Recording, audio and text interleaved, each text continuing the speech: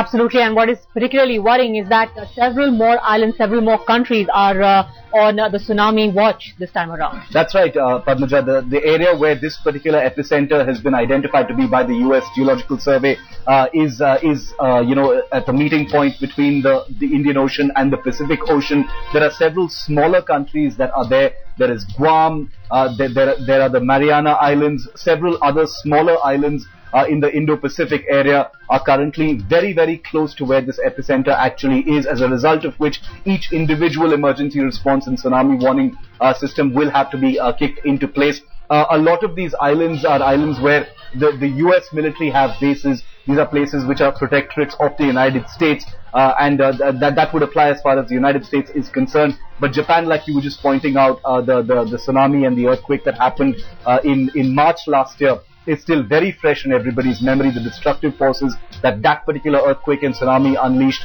won't be forgotten in a hurry. So remember, just about 2 months ago, Padmaja, there was an earthquake in the Indian Ocean as well, just off the coast of Indonesia. At that time, there had been a similar tsunami warning, even though ultimately there wasn't a tsunami. But each time an earthquake of this kind happens, it's very difficult to actually predict whether the destructive forces that they unleash in terms of the kind of tsunami they unleash are very difficult to predict, given the kind of systems that scientists and geologists have at this particular time, which is simply why when these tsunami warnings actually kick off, all emergency response 100% alert is always issued, just in case the tsunami comes that potentially comes is very destructive. In fact, D.K. Paul, earthquake engineer with IIT Roorkee, also now joins us on the phone line. Sir, in fact, I want to ask you a question about a report that has been put out by an international news agency which says that eerily, just on Wednesday, the Japanese government, a panel set up by the Japanese government, had submitted its report which said that if an earthquake as big as the one that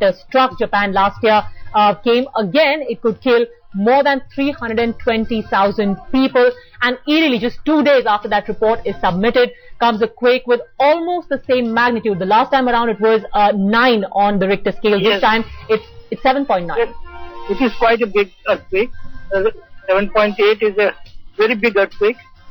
Hello? And what kind of damage can it cause? If the earthquake has occurred on the seabed, then there is a possibility of a tsunami. But if it is on the land, then there is no possibility of the earthquake, tsunami. All right. And if it is on land, sir, what kind of damage can it cause? Damage 7.8 is a huge. It can cause a huge damage.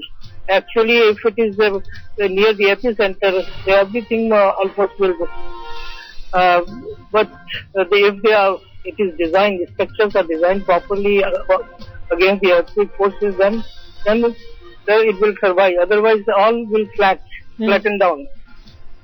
All right, Mr. Paul, just stay on with us. Let's just remind our viewers that it was in March last year that an earthquake of the magnitude of 9 on the Richter scale had struck Japan, followed by a tsunami. The official death toll from that calamity stands at 15,869 people killed and 2,847 still missing. That earthquake was the magnitude of 9, and this one is almost that much. It's 7.8 on the Richter scale.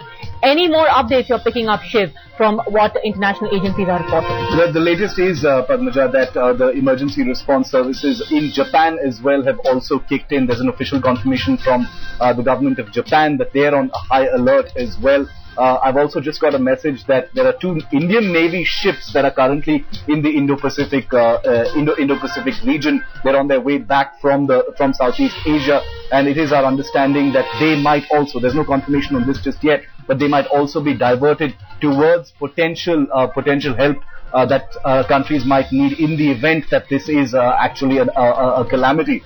At this stage, there is no reason to believe that tsunamis have struck anywhere, even though the U.S. Geological Survey has said that that tsunamis are possible near the epicenter. It's deep inside the ocean where this epicenter is, which means that 45 to 50 minutes after the earthquake has happened just a few moments ago, it could crash into the littoral countries near the epicenter. So at this particular stage, rescue, relief, emergency response, all on standby. All right, Shiv, thank you very much for joining us with those updates. Thanks also to Mr. D.K. Paul from IIT Roorkee.